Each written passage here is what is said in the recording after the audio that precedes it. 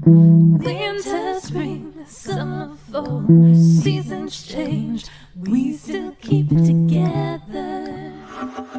Hey Beverly Hills 90210 fans, are you ready to dive deep, episode by episode, storyline by storyline, character by character, as we break down the making of your favorite zip code, with your hosts, Charles Rosen. Did I say that?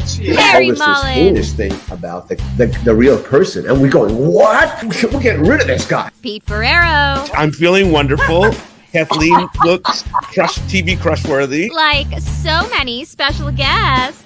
And all your questions. Live on the Beverly Hills 90210 show. Oh, yeah. Everybody dance now. Hey, everybody, and welcome to the Beverly Hills 90210 show. Super exciting. This week, we are going to be diving into season 4's casting with Diane Young. Now, we recorded this a few weeks ago, I think 2 weeks ago, and this was kind of how we got started talking about it. There's a special guest. It's going to be super fun. So I don't think you want to hear from me anymore. So let's go right to that conversation. Season 4's casting. Kind, thank you. The Northwest is very kind to you. You don't look like you haven't aged. You look younger than you did. You look less stressed, put it that way. Right off the bat, they're throwing you him mean out not there. living in Hollywood means that someone is less stressed? Yeah, I think so. Okay, let's just hop right into it. Charles and Larry, we are reuniting with a good friend of yours from back in the day, Diane Young. I mean, anybody who pretty much walked through the doors from season 1 to 7 or 8, the end of season 7, came through Diane Young, right? So, Charles, do you have memories of meeting Diane? Sure do. Diane, I remember that the head of the spelling casting department was Tony Shepard, was his name. He's worked for Disney now for many, many years. And he introduced me to two casting directors. One was a team and one was Diane. The team went on to do a lot of projects, I'm sure, but there was no question. And as I said to Diane when we first connected, Pete, you know, it was very clear to me. I only had one criteria. I knew nothing about casting. Who am I going to want to spend the day with? Who's going to make me laugh and who will laugh at my jokes? And it was very clear. And you know, again, when Diane came to me and when we met, we had an order of 12 episodes, and only a fool would think that we would be doing more than 12 episodes at that point. Do you agree, Diane? Yes. Yes. We all talked about doing the episodes and then it was going to be over and looking for other jobs. That's what I remember. Is that what Tony said to you pretty much? Or that's what a lot of people were talking about. Right. And I was like, let's just see what happens. But you had done Growing Pains right before it. Correct, yes. So you had connections with young Hollywood. Yes. And I think that probably was, and it was ABC, which Yes. although it was no longer called Aaron's Broadcasting Company, it still carried weight at the company.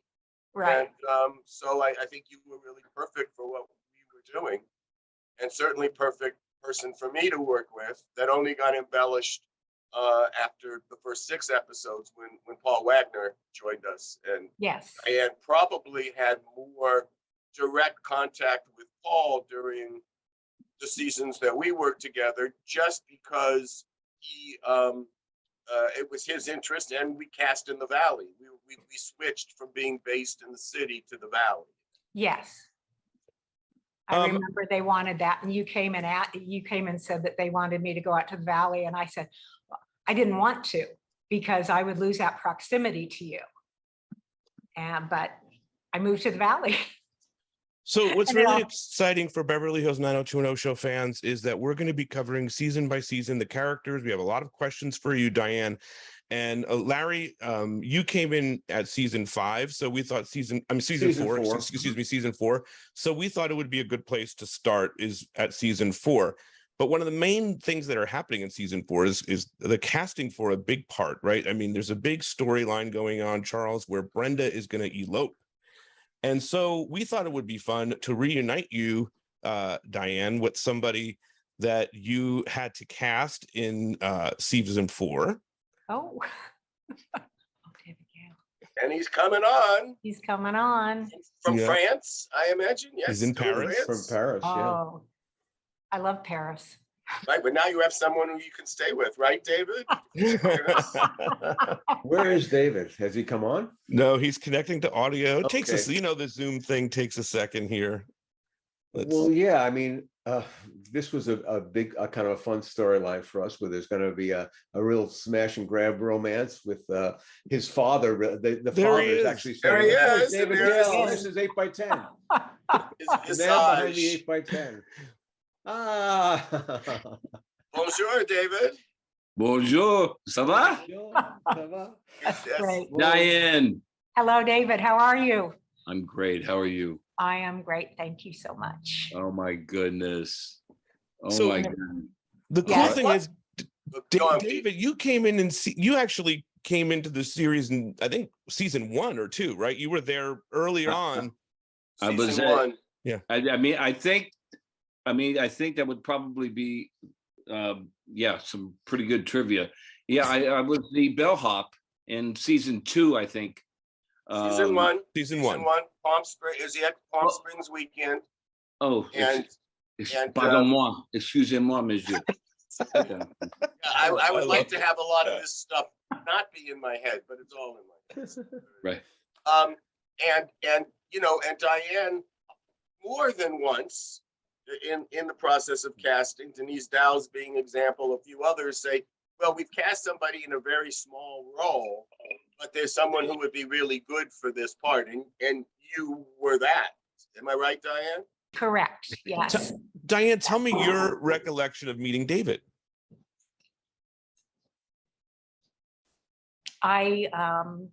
He was an actor that I had pictures and resume on, and I thought he might be right for a role.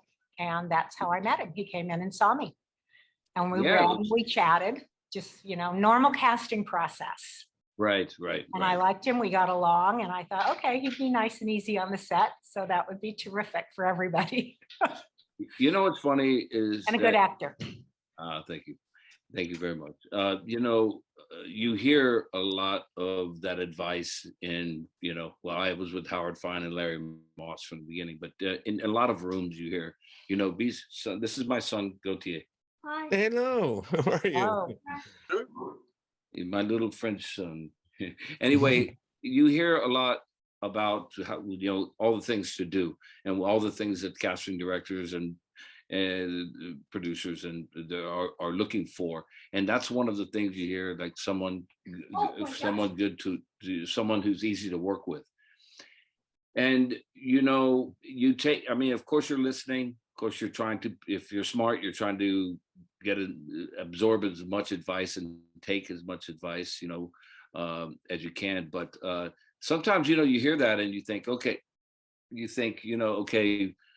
it takes a back burner. You don't really realize. I didn't realize. I was naturally, I was raised by my mother, so I felt like I had this. I was associated with that, and I said, well, I came here when I was 25, and was raised by this woman who I, adore and respect highly. And I thought, okay, so I have that. But I didn't realize that really is later on when I went into a room. Please stop doing that. Later on when I went into rooms, I led with that. I would get calls from my agent would say, you don't need to meet the casting director. You don't need to go through that project. You can go, at times, or the casting director wants to meet you to prepare you for what the producers actually want and the director and whatnot. But I realized, like, you know what? No, I want to be in as many rooms as possible because I understand what their concerns are. I'll bring the acting, I'll bring all that stuff, but I understand that it's not just that. And so when you say that, it's funny. Like I think the actors don't really realize, like, Oh, hey, I totally, I have to jump in and just totally agree with you on that. Take the meeting. And the fact of the matter is, I had passed on 90210. I'd seen it, the 2-hour pilot. It was kind of unwatchable. And it was 30 minutes of music video. It's not what anyone else got to see. yeah, you know, MTV was blowing up too. Yeah, well, that's right. And they were using all the MTV techniques, which is not Aaron Spelling sensibility. So it was all a mess. And I passed on the show, but then my agent called, said he wants to meet you. I was working on Northern Exposure. He said, he wants to meet you. Like, I'm going to meet a legend. I've always communicated that to my class at UCLA, my daughter, Lindsay, who's in the business. Take the meetings. Take the meetings. You never know what's going to be. The only thing that can happen to waste your time. The other thing that I just want to say about this role that you had, and I don't know if you remember this, Diane, specifically when we started season 4. So season 4 was the season that Aaron didn't want to have. Aaron did not want to go to college. He wanted to stay in high school and just have it go on. And in season 3, we were able to convince the network that we needed to get into real time, that we needed to have these people's senior year, and we needed to move on for all sorts of reasons. And so there was a lot of anxiety about the fact that we were changing our format so drastically. And when we started in season 4, Melrose Place had just, had their best season right before us. And the first 2 or 3 episodes, they got a higher rating than we did. So this woman who was president of Fox for about 2 minutes, named Lucy Salhaney, who, yes, look at that smile on Larry's face, just remembering Lucy. Through Jonathan Littman, who was our executive at Fox at the time, calls me up and says there's concern. And what I said is, well, we're going to have, and we had not even locked it in yet at all, David. It was, well, we're going to have Brenda elope in Vegas. And in Sweeps, we're going to have honeymoon in Vegas. And it's going to be the #1 show you got that week. And we're going to vastly outpoint Melrose on it. So let's just build to that. Give me a break to start college and the college shows, and which were looking good. Larry did the first one and Chip Johannesson did the second one, and they both were really looking great. So, but I just want to know the context. There was a lot of pressure on that part that you were playing, and there was a lot of obviously tension in our set in its own way because, of some of the situations that the management of the company had with Shannon. Diane, are you aware of that? Like, are you aware from your end of things in casting that this is going to be a huge part, and what Chuck just sort of said? I was, and I had heard about it, but I kept waiting for it to come true and to happen. It would be in the back of my head, and then occasionally it would come forward. But I had to wait because to get specifics. Yeah, because I always try to deal with specifics and time and all of that. And I wasn't hearing anything from Fox. In regards to Shannon, you mean, or in regards to the elopement, the storyline.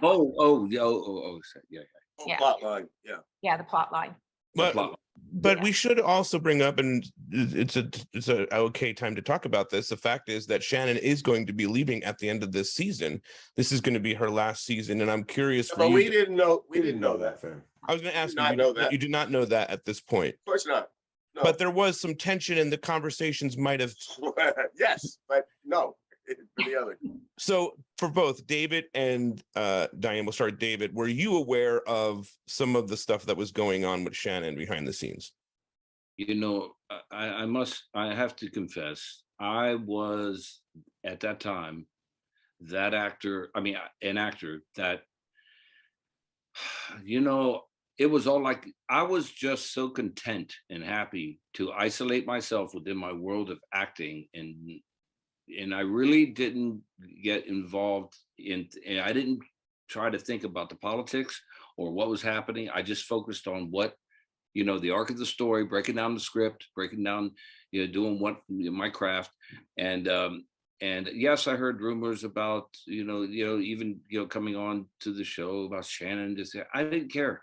I was like, you know what? I have full confidence that everything's going to be fine. And it was. I just, everyone's different. I had a different relationship with everyone. And so I didn't know, like last time I was on with you, I didn't know how critical this storyline was. No idea. Just an audition, put everything into it. I knew Aaron was really a big supporter. I was, very honored and it was almost untouchable for me in terms of being an actor I wasn't, Brad Pitt, So I mean, to have a guy like you got a nice face though, Muddy. Yeah, still do. But yeah. I mean, I wasn't at the level, so I didn't think like it was a lot for Aaron Spelling to give me, in the room in front of, 15 producers or 10 producers to walk over after the audition and give me a kiss on the cheek and a hug. I mean, I was like, okay, it was a lot for me to deal with. So I just had to enjoy it, kind of just take it on the run. And I didn't think too much about it. So no, I didn't really know how important all the, I didn't know what was going on behind the scenes and all of those things. And I really didn't want to know, because I just wanted to do what I know how to do. And I didn't want to get involved I didn't want to distract myself. So basically. Hey, Pete, I wonder who else was up for the role. Do you remember Diane? Good question. Yeah. I You have your I know notebook. you She have might your have a notebook. notebook. She has notebook. Oh, here we Give go. it to me. You know what? I actually have my season 4 list book with me and all of that. But I don't remember. Oh, Perfectly honest, I don't remember who else. Then, when I always took it, that when Diane said to me, "You've seen this person before," the unspoken part of that conversation was, "And you liked him, and I think you'll like him again, because the other ones I'm seeing, I'm not sure you're going to like so much." I used to take it that was the unfinished part of the sentence. Yeah. Am I right, Diane? You are absolutely right, Chuck. Yes. Intuition, guys. You can't run a show without it. I want to say, I think Jessica and Paul had a big part in this also, in this selection. Paul process. Wagner and Jessica Klein. Yes, I would believe they would be there. I just want to mention them. Oh, absolutely. I just went along with what everybody was happy with, unless I really couldn't. I know I was not in the room for the original casting of Stuart Carson. Well, I'm trying to think who wrote the script. It was the first script he appears in. I don't quite Richard know. Gollins, probably. Richard Gollins. So he would have been in the room then with Paul. But casting for the opening. After that, I saw. I watched the video and stuff. Diane. Yes. I think you might remember casting in Paul's office. I would sit across from him so he and I could look at each other while casting was going on. There was nothing like a Paul Wagner eye roll. Is this one going to get out of here already? And usually, David, as you know, in a casting session, sometimes the actor, it was such an unnatural, social dynamic. So, sometimes the actor is very nervous, and when the actor is very nervous, they start talking, and they sometimes talk their way out of a role. Just a 1-minute digression here. There was a movie that I think it was called Fall Apart. It was the one that it was a small little movie, and I had gone to Kenneth Branagh directed it, starred in it, and wrote it, and it was in black and white. And it was his ex-wife was in it, and and I liked it. I finally got to go out and see a movie, and this guy had a small part. It was only like 7 actors in the whole movie, and the actor who came in had a very small part in it. And I said, oh, I really liked your movie. And his response to me was, did you? And then he proceeded to tell me why the movie wasn't very good. And that went on for about 5 minutes. And those are the kind of mistakes, if any actors listen to it, because now most of it's on tape anyway, so you don't have those interactions. Don't do that. Don't do that. Yeah, yeah. I'm curious. Go ahead. I wanted to ask Diane. It always. Well, let me just. I'll run through this quickly. When I first met Aaron, I met him for a role, for the first role. I went in and read in that room that looked like a mini movie theater with all the seats and everything. Okay, so I went in and read this part. It was, I don't know if it was a couple, I think it was 2 or 3 pages. And I was just in LA, like I had just gotten there.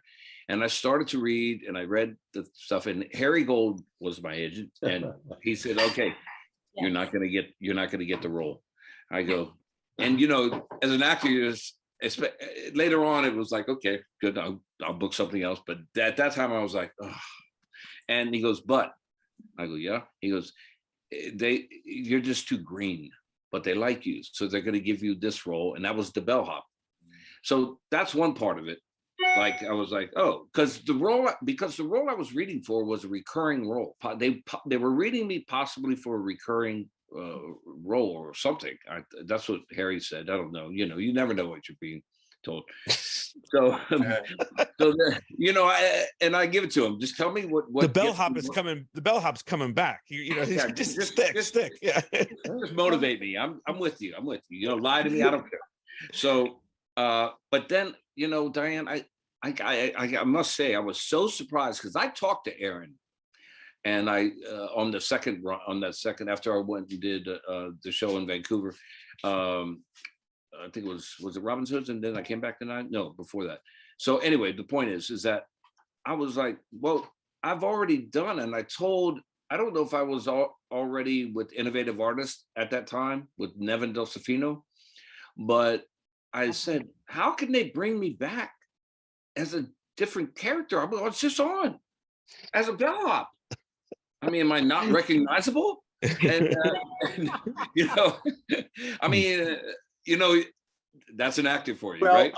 I can answer that question. I just never assumed that anybody was really watching that closely. Fair enough. I had no idea there would be people like Maggie and Crystal and Lisa. Dr. Sherry Weiss that would know every detail. Aaron Martin. So I knew you had a part, but it wasn't amazing. It was a good part, but it was also 3 seasons before. And this was a very important role. And Diane had said, you should read this person again. Oh, the spellings like him.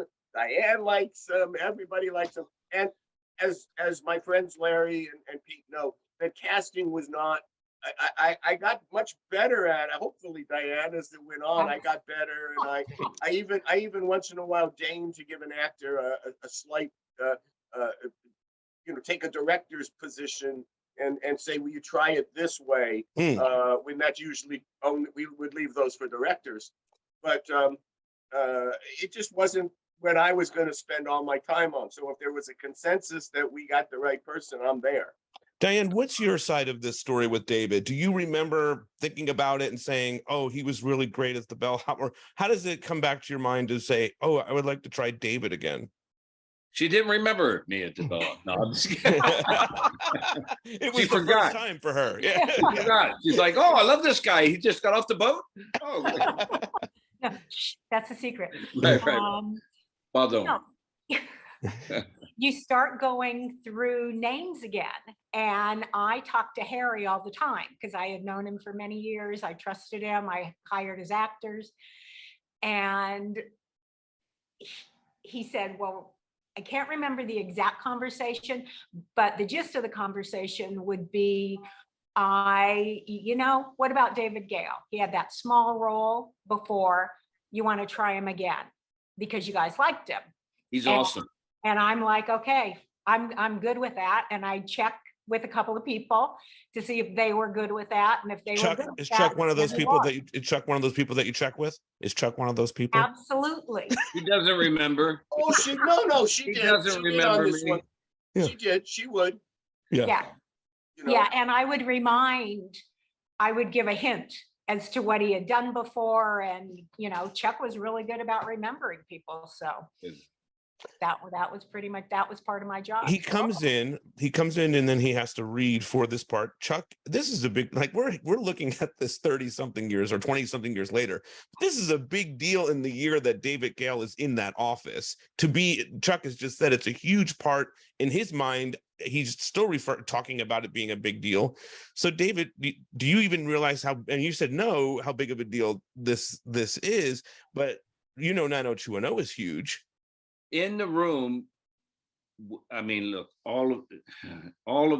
everyone's different, of course. Okay, I don't know other actors in the room. I'm not there for that. I've been I've cast something. I mean, I've been in the casting sessions for some independent things that I've been involved in. But I must tell you, going into Spelling Television and walking into a room and just that room, and then all of those producers lined up, it's like I have to turn my head to see everyone, producers, cast, everyone.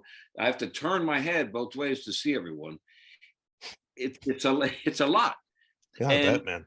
And you do everything you can to prepare. There are a million different psychological tricks. There are a million things that you go through, or I did. And then in the end, the advice from the casting, from my coaches, Larry and Howard Fine, Larry Moss, they were like, look, you want to get rid of the jitters, take your time, breathe, don't start when they say start. Just you own it from the beginning, and then really, you really wait until you are in that story, that character, you wait. Beyond pregnant pause. And I played with that. But still, walking into that room, for me, from my upbringing and the way, there was several things that I needed to address first. Like, I'm walking into a room full of people I know some, and some I don't. It's my upbringing to say, hi, how are you doing? As me. So right. I have to break the character. I have to go into this David Gail thing, and that's just me. I have to connect it and look at everyone and say hello, and then I have to come back and do my thing. I'm just not that guy who's going to walk in. I have with different roles, but in these particular situations, I realize that with television, a lot of it is your personality, because it's not like a movie you're just doing and you're out. Sure. They got to deal with you. Maybe, who knows, 8 seasons. It's very interesting. I wonder if you remember this about Aaron Spelling, Diane, if you ever heard him speak about this, about the idea that he felt one of his biggest strengths as a producer was casting, yes, being a former actor, and that the actor, he could tell, when I remember the first time I heard him say this, I hadn't met him yet, so I thought it was a little bullshitty. But the fact is, it's what he was, who he was, yes, that he could tell when stardust had come through the room. When he, yes, and he always used Julia Roberts as that example on a small little movie that she played in one of her first parts. In that movie that she did. Yeah, the movie. The Mystic Pizza. Yeah, and that Mr. put out, and so that was the one thing, and also, your son is back. I know. Yeah, he's definitely got to be an actor. There's no doubt about it. For sure. But the other thing too is that because of your height, your personality, your good looks, you reminded me. Now, I'm not the main player in this. When Mr. Spelling is in a casting session, it's about Mr. Spelling, because he wasn't in all of them, even recurring characters, he wasn't in all of them. But you reminded me that the happiest I remember Shannon in the years that I knew her, those 4 years that I knew her, was in her second season when she had a real serious boyfriend from Chicago named Chris Rufus. And he was a kind of a wealthy guy. And so that was kind of where the seed of, well, she'd be attracted to someone of great wealth came together. But I just want to throw that in too, that was what I was thinking. He reminded you of the person that Shannon. That Shannon really was with. Yeah. Yeah. Mhm. You know, yeah. I must say this now that you say that, you know, I have to give credit to the writing and the idea of that storyline. It was great. It was really fun. And when I realized something in my career that at that point, you know, it was just much easier for me, not easier, but more fun and easier because it was more fun to play it's difficult to play a straight guy. I mean, really straight guy, and to make it interesting. That's a difficult thing, you know. Mhm. But this guy was, you know, spoiled, possibly dealing with drugs, possibly doing all these things. And so that really was like juicy to me. And I really, I could be this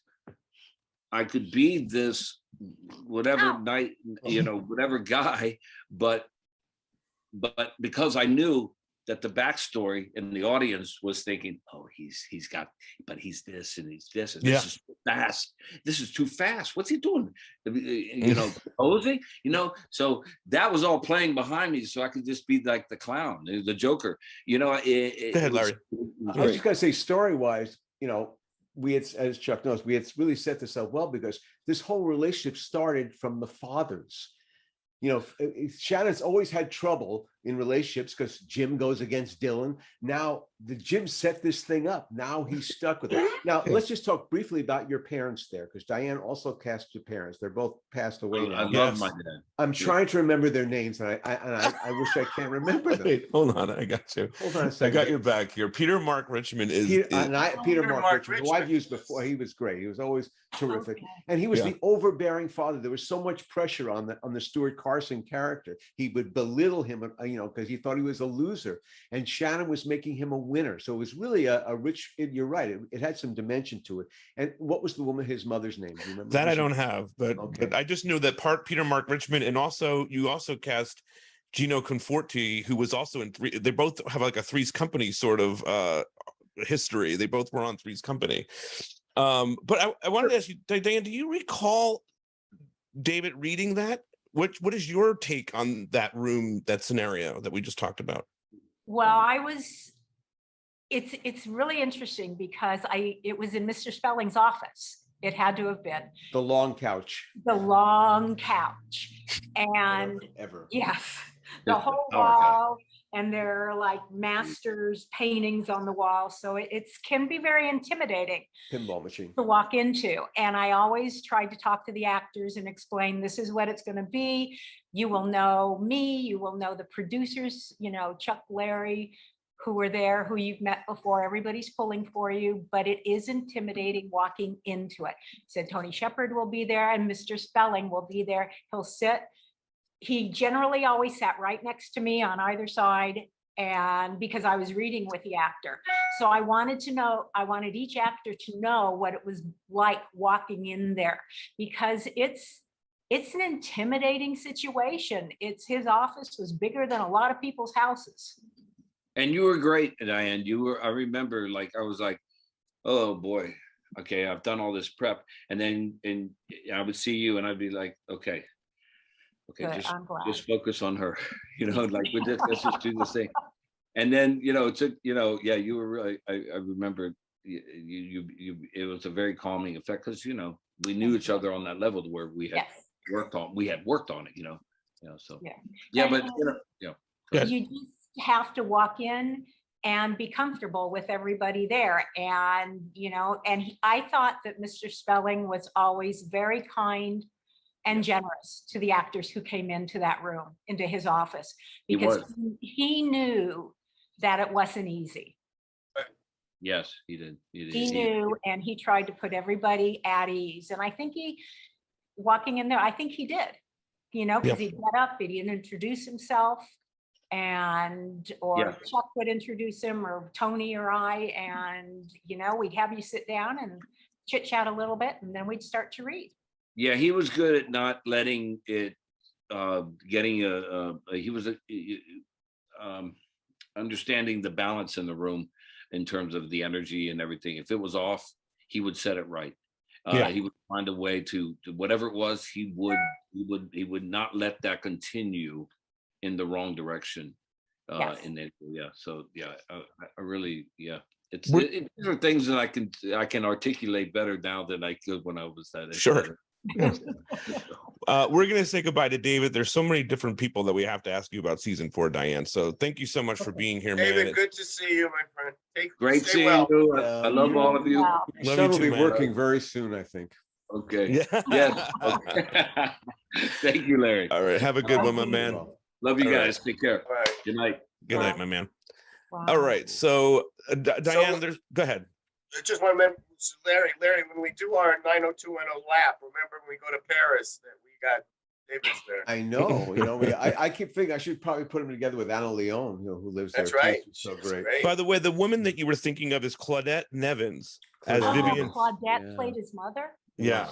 Okay. Mhm. Yeah, I mean, Very kind of old school and formal. And Yes. because they lived, if you remember, in Bel Air, beyond Beverly Hills, a step above. And so that was the thing, because that Jim Walsh was really impressed with the family, the fact that Brenda would be marrying into that family.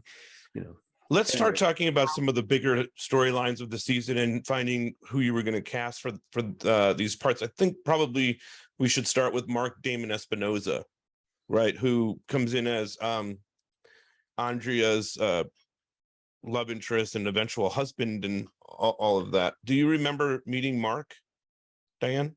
Oh, yes, definitely. Jessica and I talked about that Jessica role. Klein. And yes, Mhm. Jessica Klein. And the name of the character, Jessie Vasquez, was that name because it was the name of her college boyfriend. That's right. Mhm. That's right. And so I always liked that. And so I, started talking to agents and I got submissions for the role and they understood that it was going to be, a recurring role on the show. And I would get zillions of pictures and I'd go through all of the pictures. I talked to the agents and I would set aside pictures and resumes on people that I thought were interesting, who had an interesting acting background, even if it wasn't a lot of acting on, television or films, but stage as well, because I always liked that. And Mark wasn't his 8x10 was not the typical 8x10 that I got. And he didn't have a ton of credits. So I put it aside on my desk. It was over by my phone and I kept it there. And I had Kelly bring people in for me, set people up, and I'd read people. There were people I liked, but I kept going back to Mark's picture. And so finally, probably after about 3 or 4 days, I said, well, set him up. I'd kind of like to meet him and see what's going on. And he came in and he was terrific. And it was the same thing that we were just talking to David about. It was the ease of entering the room. And even though he didn't have a ton of credits, he just came in, he was friendly. He was from Texas, so he was really friendly. And it was natural. It was all part of who he was. So we sat down, we talked, we read, and I thought, you know what, I like this guy.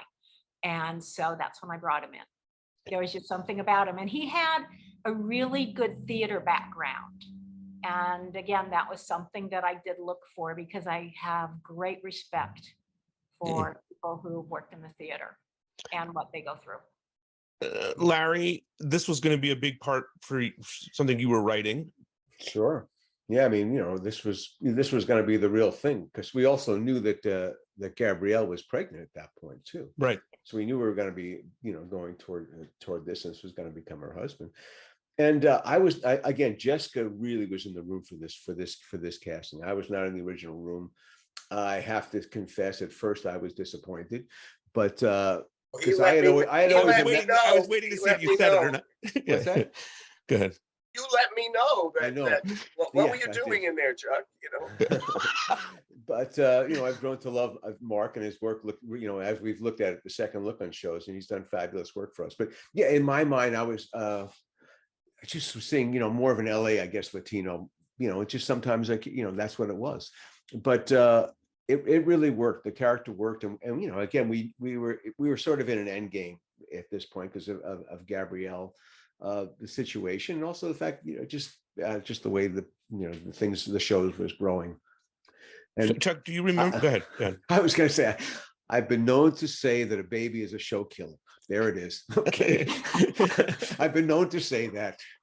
So I have to own it. Diane, does Gabrielle, I mean, this is someone that she's going to be working with and whatnot. Does Gabrielle have any thoughts or input? Does she tell you I like him? Does she have that opportunity or not really? They all had the opportunity to come in and say whatever they wanted to me because I was right there next to the sets, and my office door was always open, and I got the actors coming in. Yeah. But we didn't really.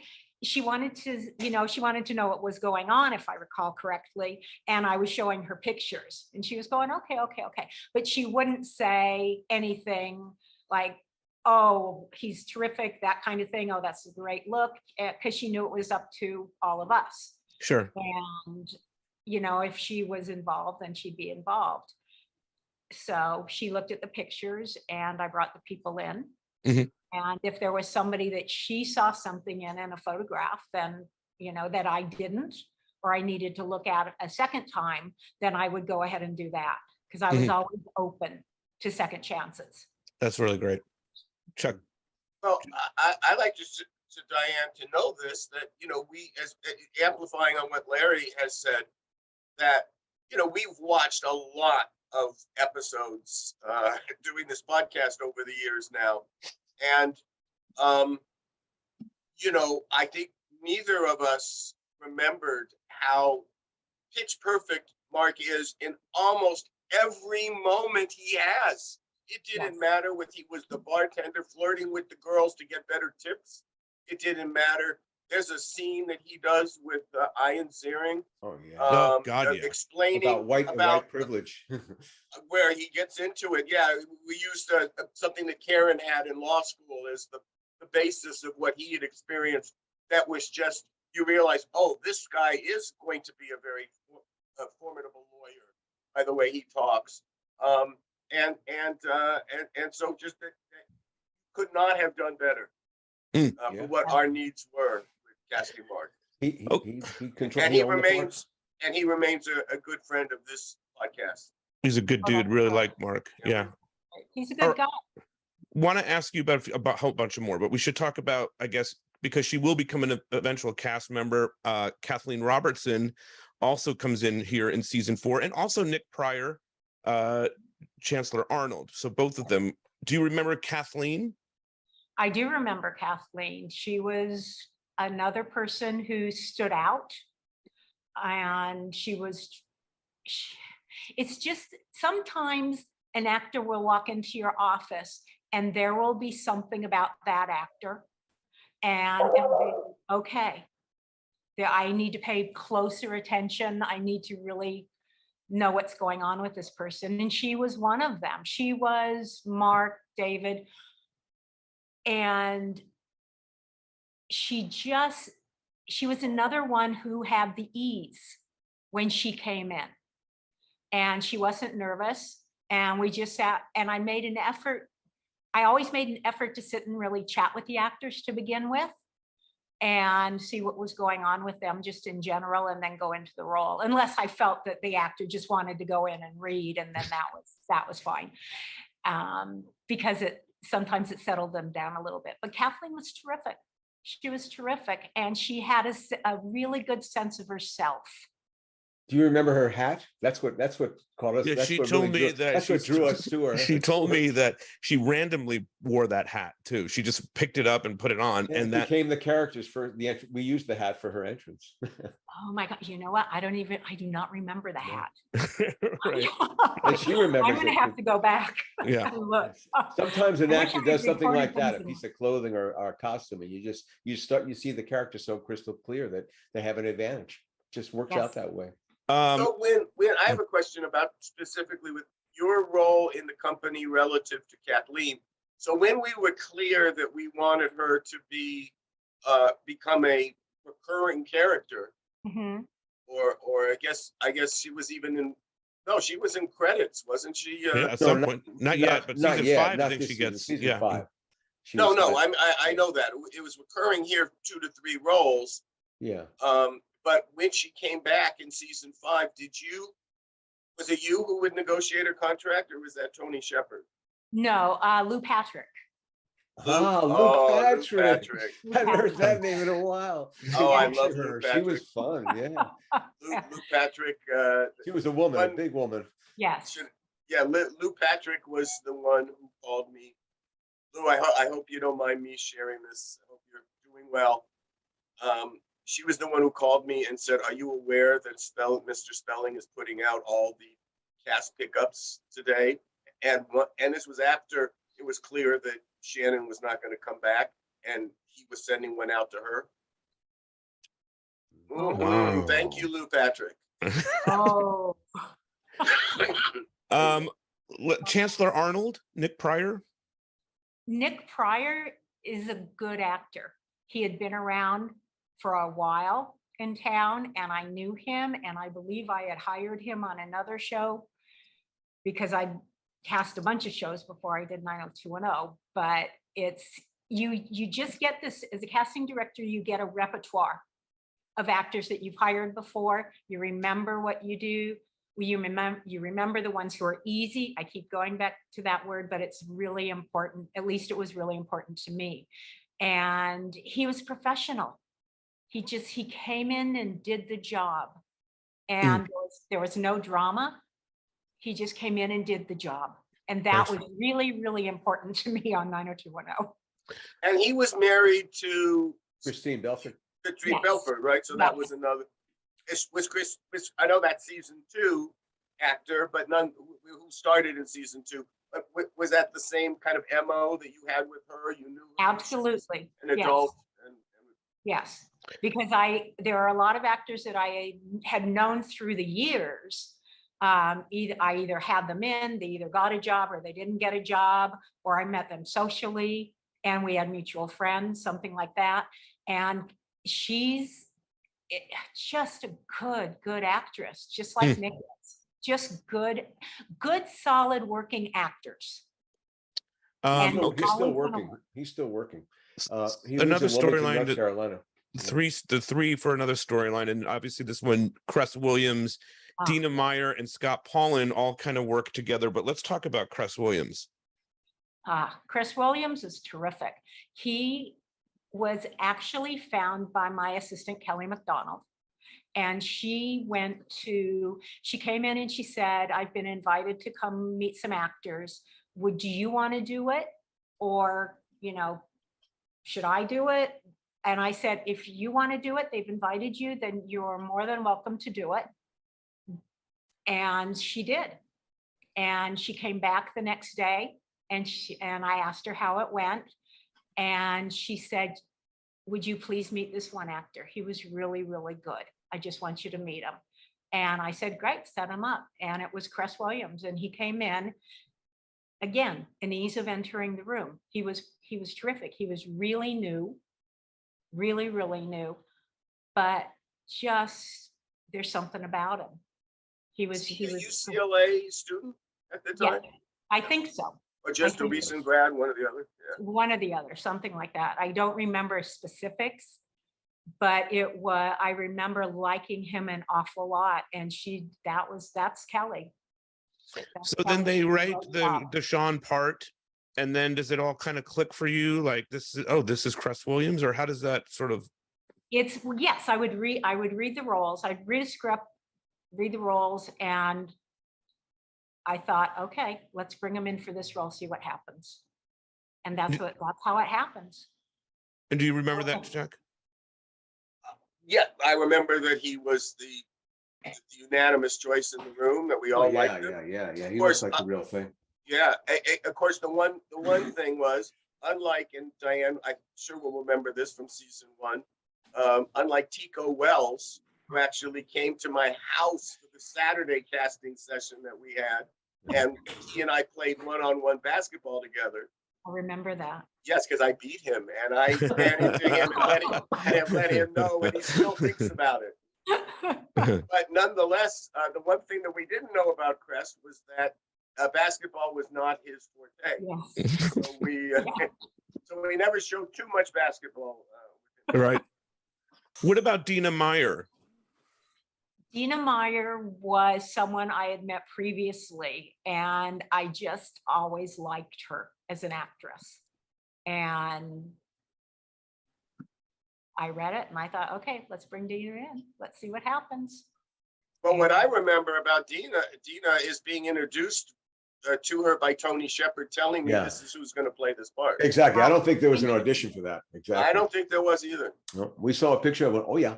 Okay. She can do it. Okay. If you say so. Because Tony, I don't think ever did that. I think that not with us. I can't remember him ever walking into me and saying, this is who you're hiring. Oh yes, I could do Barry Bonds. Those two. Yes. But I think he did that with Joey.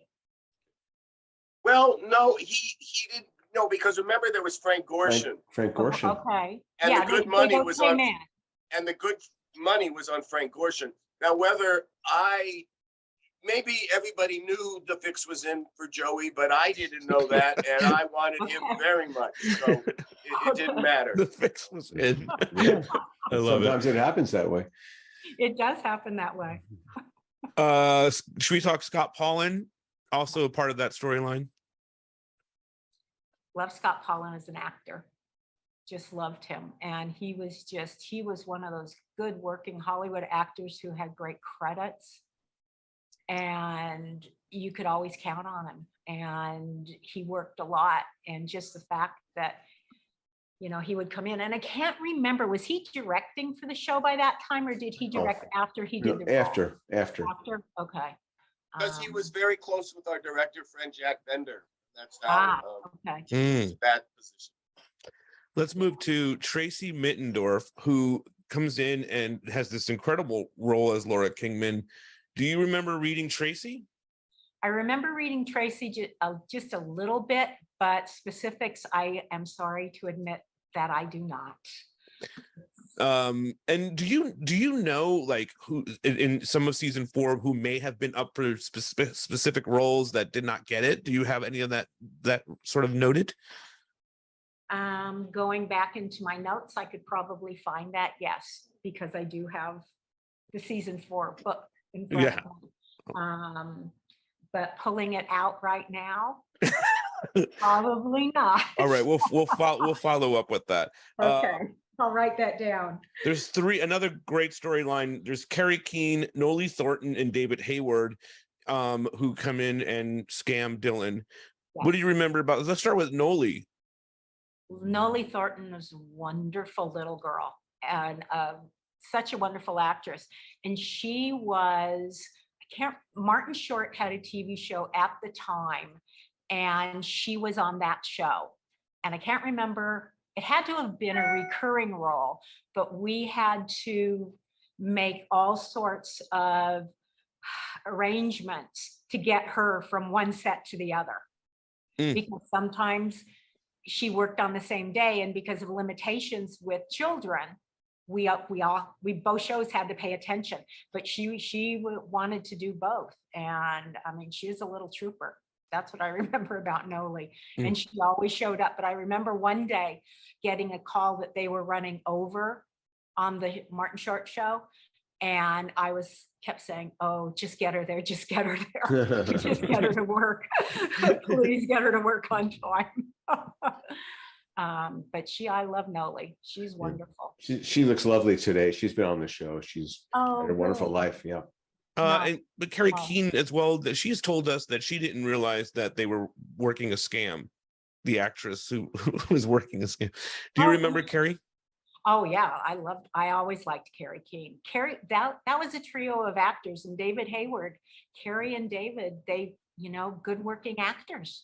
You just always want to hire them. You always want them to be a part of what you were doing because they are quality. They're great backgrounds. They're easy. They're nice people. I And doubt, Diane, that you ever told them that this was going to be a long running, it was a recurring characters, but that there was going to be a long running scam because whether you know this or not, that Mr. Spelling, when Jessica pitched him this story and said, no, this isn't going to work. They're going to know these people are there to rip him off from the get-go. And I'm saying, Aaron, I promise you that when we get to the end of the arc and this happens, no one will remember those initial doubts that they would have had because Will would have had enough Bonding. incident and plot to go through. So I doubt, knowing that there was that reservation about it, I doubt I ever said anything to you where we were ultimately going with it. No, she wouldn't have known. Obviously, Paul would have known. know but- that. No. I knew it was recurring, but that was it. Exactly. Jason Carter as Roy Randolph. That was the drama teacher. I remember the name. He was an Englishman. Specifics. Forgive Let's me. talk for- about that. Let's talk It's about been a that. what, my bad memory? No, British actors in Hollywood. British What are actors they in Hollywood. doing? I liked him. We've gotten to know him. Another friend of ours of the podcast. Good, But okay. it's very, and it's, I've said this to express this to so many of the actors that Pete tracks down for us to talk to. It's just a pleasure for me to get to talk to them now because I didn't talk to them then. You know, we cast them, they'd be a nod, but sometimes if we'd be in the same room, but otherwise I didn't know really. Yeah, moving on. But I always was suspicious of, like, the Brit actors should be in London, being in their wonderful television, film, and theater lives. What are they doing in Hollywood? Is it hard? Is it Trying to hard make to money. get Brits in here in town? Is it hard to find really good British actors in Los Angeles? Because what are they doing here? Well, obviously I don't know about now, but at the time there were a lot of British actors here, you know, because I think it was because there was more work here at the time. I could be wrong. But to get And it noticed paid a on lot an more. I American mean- television show, especially like 90210 that was seen worldwide. That would, And I think what Larry says is true. They pay more here. They didn't pay a And lot. they- yes. British television did not pay a lot. No. The BBC was particularly cheap. Let's talk about Paul Johansson. PJ. Paul Johansson. I had actually met him before 90210, but it was terrific to find out that he was one of Jason's friends. One of the posse. Yeah, one of the posse. And I had gone to Jason, and once I realized he had this group, and I said, just tell me their names. Oh. Tell me their names. Tell David me Sherrill. David Sherrill we cast, yeah. Yes. Yeah. Gosh, I'm not remembering more specific names, but I went to him, and then after a casting session with one that his friends had come to, either one or multiple, I tried to generally keep it to one. I would go to Jason and I would say, this is who we read, this is what happened today, and they may not get the role because of this reason, but we'll bring them back for something else, or they are getting the role. And I want to let you know, because I always thought that he should have that information.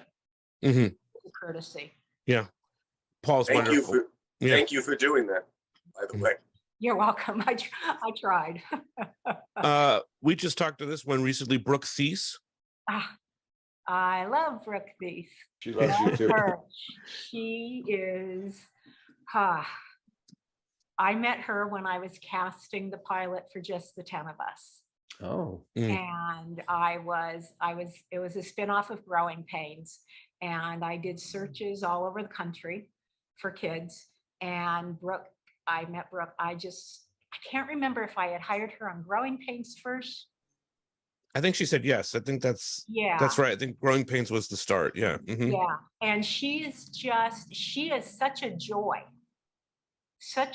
to be around as a human being and as an actor.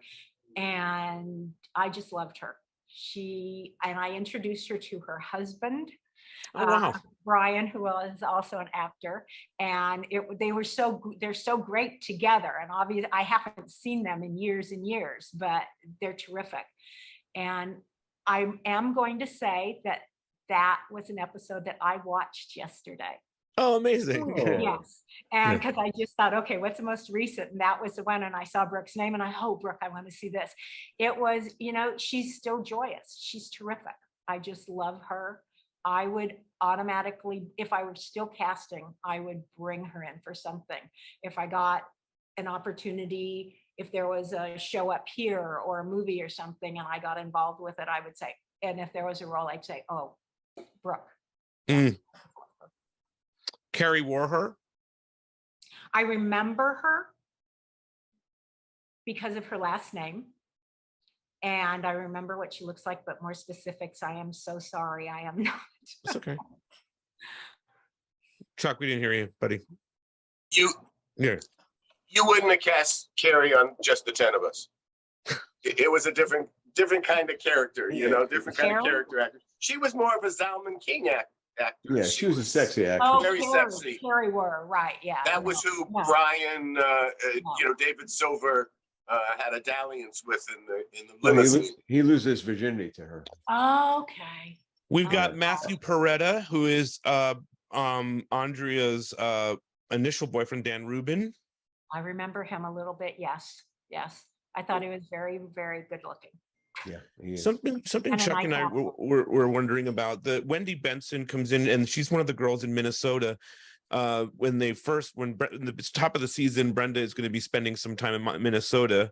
Do you know if the girls that were cast in Minnesota thought they were going to be on longer, or did they know that this was only going to be a couple of episodes? You know what? When I was looking at the questions that you sent to me, I thought, and I read that one and I thought, I don't even remember this. Who are the girls in Minnesota? And I am so sorry. It's okay. Yeah. That was just one that I had. How did you get them to show up? I mean, because I think when we started putting the episodes together, we didn't know pretty much. We knew she would be probably coming back, but it was to the action in Los Angeles. Mm-hmm. But we didn't know that for sure.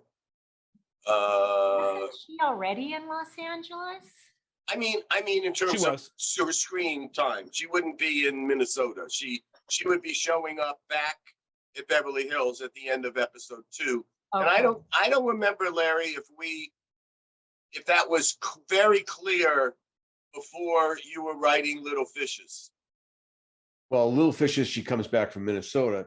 Right. I think it would have been Chuck, because we would have broke all the first 4 episodes at once. At the same time. Yeah, So I yeah, think you're so. right. How about Jed Allen as Steve's dad? I love Jed Allen. Yeah, we all do. When That was brilliant casting, because those characters, even, I mean, I know he's adopted, but then he really is the dad.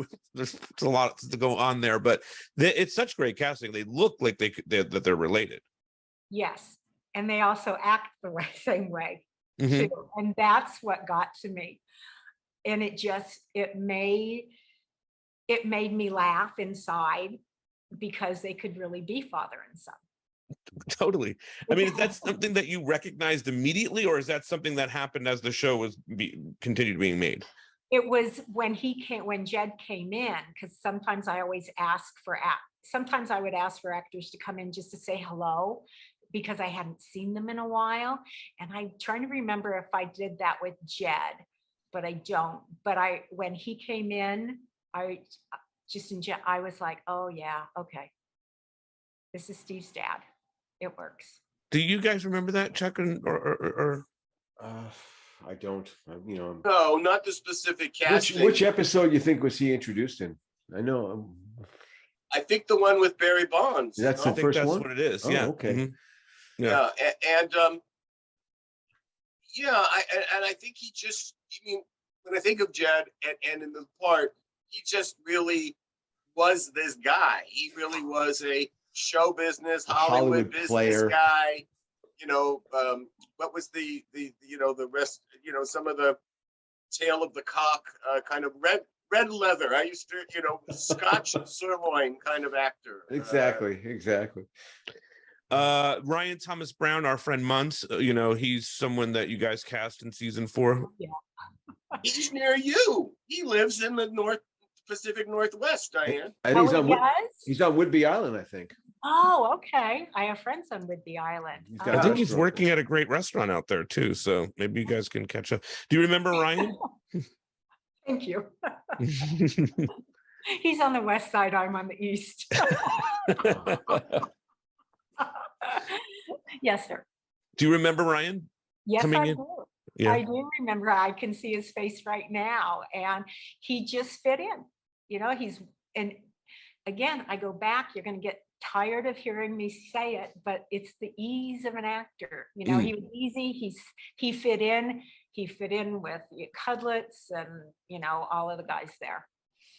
Our friend here, Zachary Throne, who would be the radio station's Howard. Do you remember casting him at all? Zachary Throne, I remember because I have known him as an actor for a long time. That was season 4 of casting. We will be back next week where we will dive into season 6. As always, follow us on Instagram, Beverly Hills 90210 Show, Beverly Hills 90210 Show.com, and all of the places that you get the podcast. See you next week.